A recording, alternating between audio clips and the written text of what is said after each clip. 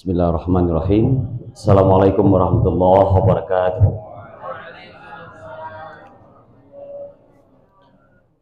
Alhamdulillahilladzi anzala sakinata fi qulubil mu'minin wahdina ila siratim mustaqim wa asyhadu an la ilaha illallah wahdah la syarikalah wa asyhadu anna Muhammadan abduhu wa rasuluhu la nabiyya ba'dah. Allahumma salli wa sallim wa barik ala sayyidina al-kiram khatimul anbiya wal mursalin Muhammad sallallahu alaihi wasallam. Wa qala Allah ta'ala fil Qur'anil Karim, a'udzu billahi minasyaitonir rajim. Bismillahirrahmanirrahim. Inna anzalnahu fi lailatul qadri. Sungguh kami telah menurunkannya pada malam yang ditentukan. Secara bahasa ada kata inna di situ. Kalau Allah menyebut dirinya sendiri, maka dia menyebut inni. Tetapi kalau Allah menyebutkan inna, berarti ada keterlibatan yang lain, ikut serta yang lain. Dalam proses turunnya Al-Quran, Allah tidak langsung secara pribadi menurunkan Al-Quran itu. Ada keterlibatan yang lain, yaitu Jibril dan yang menerima Al-Quran. Bapak Ibu sedang hadirin jamaah yang dirahmati Allah, kita hanya bersyukur kehadirat Allah Subhanahu wa Ta'ala dari segala limpahan rahmat dan karunia yang telah diberikan oleh Allah, sehingga sampai pada malam hari ini kita masih sempat menyemarakkan Ramadan, mengisi qiyamul lail Ramadan, mendengar tausiah, sampai pula lah malam agenda yang dibuat oleh pengurus pengajian tentang nuzul Quran. Di samping itu, salawat dan salam semoga selalu tercurah kepada baginda Rasulullah sallallahu alaihi wasallam dengan ucapan Allahumma shalli ala sayyidina Muhammad wa ala ali sayyidina Muhammad. Baiklah Bapak Ibu sedang hadirin yang dirahmati Allah, kita membicarakan nuzul Quran ini sebenarnya panjang kajiannya. Tapi saya ambil pokok-pokoknya saja. Ini kalau diurai ini mau lebih 6 jam ini nuzul Quran. Karena kita berbicara tentang segala sesuatu yang sangat banyak pertanyaan sekali. Pertanyaan pertama, ibu-ibu punya yang seperti ini di rumah? Al-Quran? Iya. Ada ayat mengatakan bal huwal Qur'anul Majid fi lauhil mahfuz. Tetapi Al-Quran yang sempurna itu di lauhil mahfuz. Pertanyaannya, apakah Al-Quran ini sudah sempurna? Kan panjang pertanyaannya nanti itu. Yang mana yang Al-Quran itu? Apa yang diturunkan? Betul enggak yang ada sama kita itu Al-Quran? Kalau itu diurai, panjang waktunya. Tetapi kita kasih tahapan-tahapan dan semoga tahapan-tahapan ini memberikan pemahaman kepada kita. Saya mulai dari sebelum kenabian. Kalau kita berbicara Nabi Muhammad, ibu-ibu, tentang topik bi'tsah, maka Nabi itu diutus menjadi Nabi di umur 40 tahun. Di umur 40 tahun itulah kita berbicara Al-Quran. Di dalam Al-Quran Nabi Muhammad itu dipanggil Ahmad dan juga dipanggil Muhammad. Di dalam keterangan hadis Abu Daud, bertanya seseorang kepada Rasulullah SAW, ya Nabi, mata kunta nabiyan? Wahai ya Rasulullah, kapan engkau menjadi Nabi? Ini pertanyaannya nih. Kapan engkau menjadi Nabi? kuntu nabiyan qablal khuliq. Aku sudah jadi nabi, kata Muhammad, sebelum manusia ada. Nah, silakan dicek nanti hadis di Sunan Abi Daud. Terus ketika berbicara tentang telah menjadi nabinya Muhammad sebelum Adam ada, itulah yang menurut ulama tafsir ismuhu Ahmad. Namanya Ahmad. Dan di Al-Quran juga dikatakan namanya Ahmad. Akan tetapi dalam Al-Quran ada juga nabi yang disebut dengan Muhammad. Dalam ayat yang lain mengatakan, maka Muhammadun aba ahadim min rijalikum walakin Rasulullah khatiman nabiyyin. Muhammad itu tidaklah bapak dari salah seorang di antara kalian. Apa yang terjadi saat itu? Sebagian orang menyangka bahwasanya enaklah jadi keluarga Muhammad. Pasti ada jaminan surga. Bapaknya Nabi, turun wahyu kepadanya. Orang keluarga pertama yang mendapatkan petunjuk. Di mana letak keadilan Allah? Kalau golongan manusia menjadi Nabi satu saja, dan sementara kami keturunan yang lain tidak ada Nabi. Turun ayat ini. Maka Muhammadun aba ahadin min rijalikum. Ketahuilah bahwasanya Muhammad ini tidaklah bapak dari salah seorang di antara anak kalian. Walakinna Rasulullah. Tetapi Muhammad ini adalah Rasulullah. Wa khatiman nabiyyin. Dan akhir daripada seluruh kenabian. Kata-kata akhir menurut Ibnu Abbas ini dikatakan tidak ada lagi kitab setelah ini. Tidak ada lagi Rasul setelah ini. Dan tidak akan pernah lagi turun Jibril untuk memberikan wahyu. Maka ketiga-tiga ini disebut dengan syumulah menurut Ibnu Abbas. Bal huwal Qur'anil Majid, dalam kurung bar huwal Qur'anis Syamil fi lauhil mahfuz. Laqad intaha nuzulaha. Telah berhenti turunnya Al-Qur'an itu. Kita runut. Pertama, Al-Qur'an diturunkan kepada baginda Rasulullah melalui sejarah yang kita dapatkan itu di Gua Hira. Iqra bismi rabbikal ladzi khalaq. Bacalah. Kalau kita nalar Bapak Ibu, Nabi Muhammad itu kan ummi. Dia kan nggak bisa baca. Dan yang mengatakan Nabi Muhammad itu ummi bukan manusia. Allah yang mengucapkannya. Ayat 1 sampai 5 di dalam surat Muhammad, Allah bercerita, "Walladzi ba'atsa rasulan min ummi." Diutuslah Rasul dari bangsanya yang dalam keadaan ummi, yang bernama Muhammad. Ummi itu secara bahasa artinya dia tidak bisa membaca. Pertama, pelajaran apa yang kita dapatkan dari sejarah turun ini? Iqra bismi rabbikal ladzi khalaq. Bacalah dengan menyebut nama Tuhanmu yang menciptakan. Logikanya, tidak ada yang bisa dibaca oleh Rasulullah karena dia tidak bisa membaca. Dan yang akan dibaca itu pun tidak ada. Dia hanya mendengar perintah bacalah. Rasulullah dengan jujur menjawab. Apa jawaban Rasulullah? Ma'ana biqari. Dalam uslub yang lain, ma'ana biqara. Orang kalau sudah jujur dari dalam hatinya, disuruh membaca, dan ternyata dia tidak bisa membaca, dia tak perlu alasan mana yang mau dibaca. Langsung saja katakan, saya tidak bisa membaca. Ini disebut dengan irhas. Kecerdasan emosional terdalam di dalam fuad Rasulullah. Apa itu kecerdasan emosional terdalam dalam fuad Rasulullah? Disebut dengan irhas. Apa itu irhas? Kejujuran yang sangat murni. Yang kedua, singkat cerita Rasulullah ketakutan, kedinginan, pulang.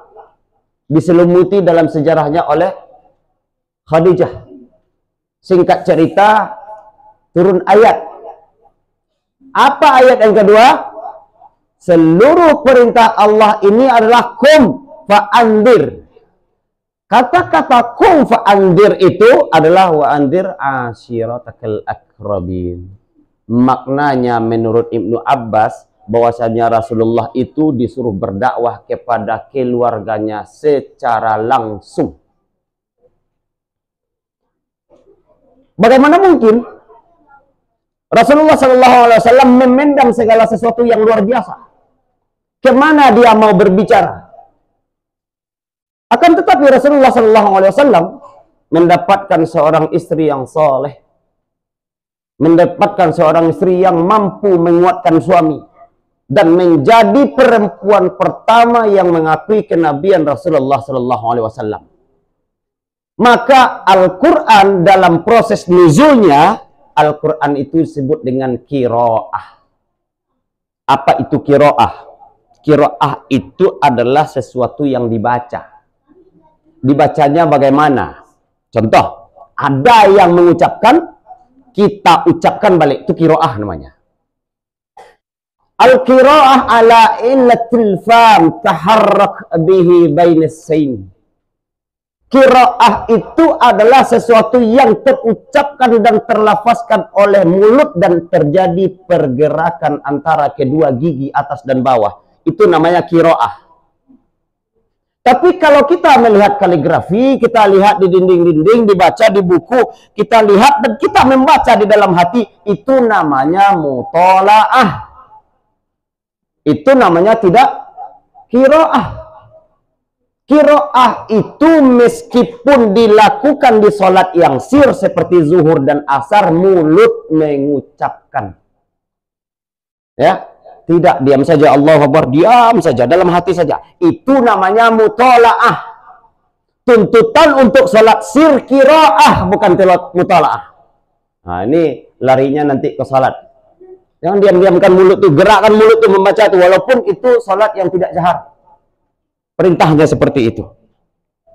Maka nuzulul Quran ini, orang pertama yang memahaminya yang paling dalam adalah Abdullah bin Abbas. Kenapa Abdullah bin Abbas? Karena lihat dialah golongan sahabat yang saat itu masih kecil, tapi kategori keturunan menurut silsilah Nabi dia adalah seorang paman daripada Rasulullah. Nabi berdoa kepada Allah, Allahumma faqihu fid din, ya, wa'alimut tamwil. Ya Allah, jadikanlah Abdullah bin Abbas ini faqih dalam pemahaman agamanya, betul pemahaman agamanya, dan ajarkan dia untuk takwil. Takwil bermakna at-tafsir bir-ra'yi wal hukmi wal hikmah. Takwil itu tiga artinya: nalar, memahami dengan baik, kemudian akal berjalan untuk mematuhi dengan baik, hikmah dan hukum terbesit dalam hati untuk mengikuti. Itu takwil. Jadi takwil tidak boleh di luar nalar. Takwil tidak boleh bermakna yang tidak bisa dipahami oleh akal. Takwil bukan mitos. Takwil adalah segala sesuatu mengambil makna secara kontekstual. Apa kata tafsir Ibnu bin Abbas? Al-Quran itu turun dari Baitul Ma'mur ke Baitul Izzah sekaligus. Tamah, syamah. Ya, sekaligus. Dari Baitul Izzah itu apa bahasa kita? Langit dunia. Apa? Langit dunia. Mana yang langit dunia itu? Pandanglah ke atas. Sejauh mata memandang tak sanggup dia menembus lagi. Itulah yang dianggap dengan langit dunia. Itu terminal pertamanya. Ya, dari Baitul Ma'mur ke Baitul Izzah. Itu terminal pertamanya. Sekaligus. Sekaligusnya bagaimana? Macam nih. Persis seperti yang disusun ini. Al-Fatihah, Al-Baqarah, sampai An-Nas. Dari mana diketahui?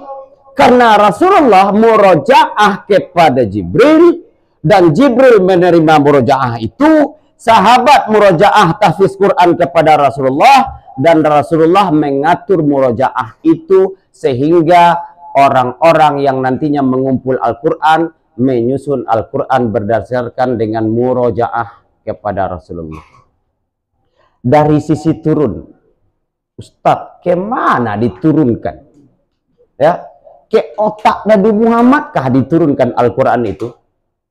Dari 8 sumber pakar ulumul Quran yang saya baca, Al-Quran itu diturunkan ke hati. Jadi ibu-ibu apa-apa yang hari ini mengamalkan Al-Quran hanya dengan akal, sepertinya akan menjadi orang liberal. Al-Quran itu tak tertampung oleh akal. Al-Quran itu tak tertampung oleh akal. Salah satu ayat mengatakan, "Lau anzalna hadzal Qur'ana 'ala jabalin la ra'aitahu khasyiyah." Tahukah kalian, kata Allah, kalau kuturunkan Al-Quran ini ke atas gunung, meletup gunung itu. Meletup gunung itu kalau Al-Quran itu diturunkan ke gunung. Pertanyaannya nih, mana yang lebih keras gunung itu dibanding kepala nih? Tidak bisa Al-Quran turun ke kepala. Maka pertanyaannya, indera mata siapa yang sanggup melihat Jibril? Telinga siapa yang mampu mendengar suara gemuruhnya Al-Quran ketika diturunkan? Kulit siapa yang mampu menanggung ketakutan karena Jibril membawa kalam Allah? Status ini hanya bisa disandang oleh seorang nabi. Hanya label kenabian yang mampu menerima wahyu. Maka mengaku menjadi nabi yang menerima wahyu hari ini adalah mengatakan kepala saya lebih keras daripada batu. Jadi nggak bisa ya orang mendustakan Al-Quran. Al-Quran itu turun ke hati. Kata Imam Damakhsyari di dalam tafsirnya, "Ma nazalallahu ala qalbi Rasulillah sallallahu alaihi wasallam fa haqquhu nuzila ala ma qalbi ummatan Muhammad sallallahu alaihi wasallam." Apa yang seharusnya diterima, diturunkan oleh Allah kepada hati Rasulullah sallallahu alaihi wasallam, seharusnya umat mereka, umat Rasulullah itu juga menjalankan yang turunkan ke hati itu dengan hati mereka masing-masing. Maka salah satu hikmah daripada turunnya Al-Quran itu adalah memurnikan hati dari segala nafsu dan syahwat yang kotor. Memurnikan hati dari segala sesuatu yang akan menjadikan kita zalim, mengambil keputusan, membuat perencanaan, dan lain sebagainya macamnya. Menyederhanakan diri kita agar tidak susah hidup di dunia, apalagi nanti susah di akhirat. Dua yang akan diberikan oleh Allah. Jika Al-Quran memberikan kebaikan kepada hatimu dan akalmu, engkau akan tergolong menjadi ulul albab. Apapun yang keluar dari mulut kita, dari pikiran kita, senang orang mendengarnya. Nyaman orang mendengarnya. Butuh orang dengan masalah hidup, dicarinya kita. Sunyi senyap rasanya dunia ini kalau nggak hadir orang seperti itu di kehidupan kita. Nih, ciri-cirinya. Maka di sidang hadirin jemaah yang dirahmati Allah, Al-Quran itu ternyata secara umum membedakan orang yang punya hati dan orang yang tak punya hati. Orang yang tidak memiliki hidayah dalam hatinya, dia akan terhindar dari 4 sifat. Ini silakan periksa diri nih. Jika 4 sifat ini hilang dari diri kita, berarti hidayah hilang. Apa 4 sifat itu? Yang pertama, sifat pertama Rasulullah Siddiq. Lebih suka dia berbohong daripada yang ngomong-ngomong yang benar. Ya, berarti tak ada lagi itu hidayah Al-Quran itu di dalam dada itu. Bohong aja kerjanya. Ya, nggak bisa jujur dia. Aneh rasa dia untuk jujur itu. Ya, bahkan udah terjebak dia dengan kebohongannya, masih berkilah untuk merasa benar. Kan kacau nih orang seperti ini. Yang kedua, amanah. Dalam hidup orang ini nggak akan pernah amanah. Orang yang tidak memiliki hidayah kebaikan dari Al-Quran dan tidak memiliki Al-Quran sebagai obat di dalam hatinya, sehingga penyakit yang buruk dari hati itu tidak terobati. Al-Quran ini kan sebagai obat. Ya, Al-Quran itu sebagai obat dan tidak akan pernah bisa menjadi obat bagi orang-orang yang zalim. Orang zalim tidak akan pernah bisa akan menjadi obat bagi dirinya Al-Quran itu. Baru yang ketiga, fatonah. Orang ini tidak akan pernah cerdas. Apa maksud cerdas? Cerdas itu adalah orang yang mengusung kebenaran dan dipahami, dimanfaatkan secara bersama. Itu masa fatonah. Al-fatonah yaruddu ala syai'in yaqumu alaihi sukanu fi jama'atihi wa ahlihi wa tahkimihi wa manfaatihi. Apa itu? Fatonah itu adalah sesuatu kecerdasan, keputusan dari seseorang, disepakati oleh orang lain, dipakai oleh semua orang, dimanfaatkan oleh semua orang, dan berdampak positif bagi semua orang. Nah, itu yang fatonah. Jadi fatonah itu jangan anggap cerdas karena dia juara 1, juara 2, juara 3. Enggak. Itu pengertian fatonah itu. Ya. Fatonah itu berasal dari seseorang, dilemparkan kepada orang lain, disepakati oleh orang lain, dirumuskan, dipakai oleh orang lain, dipakai berhasil, dan hasilnya juga untuk bersama. Itu yang fatonah. Ya, khairul awal hatta ta'khir. Baik dari awalnya sampai terakhirnya, bermanfaat dari awalnya sampai kepada akhirnya. Fatonah. Jadi yang terakhir, tabligh. Orang yang nggak masuk hidayah ke dalam hatinya, Bapak Ibu, dia nggak sanggup menyampaikan kebenaran. Kalau kita baca beberapa referensi, tugas penyampaian kebenaran pertama itu adalah tugas orang tua kepada anak. Ya. Jangan andalkan guru, jangan andalkan ustadz, jangan andalkan khotib. Tugas pertama tentang kebenaran itu tanggung jawab mutlak orang tua kepada anak. Bagaimana cara mengukur benar itu? Secara keilmuan saya sampaikan, kebenaran itu berasal dari 2 hal. Pertama apa? Enak. Al-haqqu bimasadirillah war rasul. Ya, kebenaran itu adalah apapun yang kita sandarkan kepada Allah dan Rasulnya. Itu benar tuh. Wa muraja'atihi ila ma dhahaba ilaihi.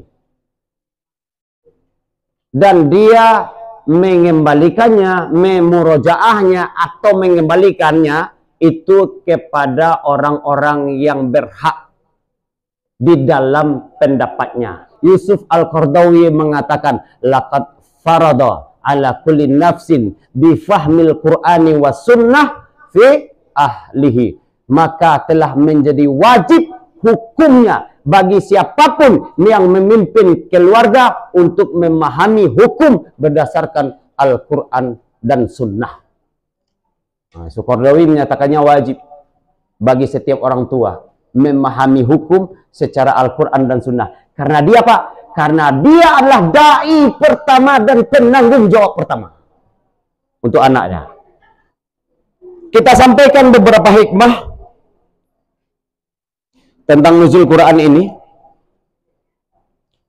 Yang pertama, kenapa diturunkan Al-Quran itu berangsur-angsur dan sesuai kebutuhan? Supaya umat hilang keresahannya. Ya. Supaya Nabi pun mulus dakwahnya. Supaya seluruh hasutan-hasutan orang kafir terjawab dengan sistematis. Supaya seluruh syahwat manusia yang akan mengelabui firman Allah bisa dijawab oleh Rasulullah SAW. 4 itulah salah satu hikmahnya Al-Quran diturunkan berangsur-angsur. Akan tetapi kenapa kadang-kadang Nabi menjawab segala hal itu berbeda? Al-fahmun nubuwah fi hukmillah ala fahmi syamilah. Kenabian itu pemahamannya pemahaman luas. Maka Al-Quran itu Bapak Ibu, ada yang namanya ayat itu am, ada yang khas, ada yang mutlak, ada yang muqayyad, ada yang mujmal, ada yang mubayyan, ada yang nasikh, ada yang mansuh. Jadi Al-Quran itu ada yang sifatnya umum, ada yang khusus, ada yang langsung memberikan hukum, Ada yang membutuhkan ayat lain untuk didampingi supaya kita paham ayat itu. Terbuktilah sudah ayat An-Nisa ayat 9 itu. وَلِيَخْشَى الَّذِينَ لَوْ تَرَكُوا مِنْ خَلْفِهِمْ ذُرِّيَّةً ضِعَافًا خَافُوا عَلَيْهِمْ فَلْيَتَّقُوا اللَّهَ وَلْيَقُولُوا قَوْلًا سَدِيدًا.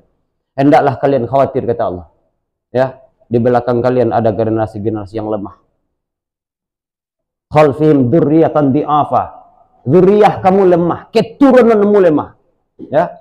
Khafu alaihim, takut betul-betul, takutlah kalian kepada hal itu, kata Allah. Ya. Waliyaqulu qaulan sadida. Supaya kekhawatiranmu, ketakutanmu hilang, ajarkan mereka tentang kebenaran. Kebenaran tadi masodirnya Al-Quran dan Rasulullah, marajiknya kepada mufti dan fatwa yang dihasilkan melalui ijma'.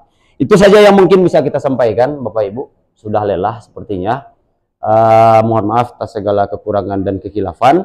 Hikmah yang dapat kita ambil adalah perbaharuilah hati lagi. Semoga nuzul Quran menyebabkan kita berpikir lurus lagi di dalam menata kehubungan, dan semoga Allah kabulkan doa kita, generasi kita tidak orang-orang yang lemah di dalam menjaga dirinya dan agamanya. Fa'tabiru ya ulil absar la'allakum turhamun. Assalamualaikum warahmatullahi wabarakatuh. Ila hadratin Nabi Sayyidina Muhammad sallallahu alaihi wasallam bi kiramil Fatihah. A'udzu billahi minasyaitonir rajim. Bismillahirrahmanirrahim. Alhamdulillah rabbil alamin arrahmanir rahim maliki yaumiddin iyyaka na'budu wa iyyaka nasta'in ihdinas siratal mustaqim siratal ladzina an'amta 'alaihim ghairil maghdubi 'alaihim waladdallin amin. A'udzu billahi minasyaitonir rajim. Bismillahirrahmanirrahim. Wassalatu wassalamu ala asrafil anbiya'i wal mursalin wa ala alihi wa sahbihi ajmain. Hamdan yuwafi ni'amahu wa yukafil mazidah. Ya Rabbana lakal hamdu kama yanbaghi li jalali wajhikal karimi wa azimi sultanik. Allahumma ighfir lana dhunubana wa liwalidina warhamhum kama rabbawna sighara wa li ikhwanina alladhina sabaquna bil iman wa la taj'al fi qulubina ghillan lil ladzina amanu rabbana innaka ra'ufur rahim. Allahumma taqabbal minna salatana wa siyamana wa ruku'ana wa sujudana wa qu'udana wa takhasyu'ana wa ta'abbudana wa tamim taqsirana ya mujibas sa'ilin.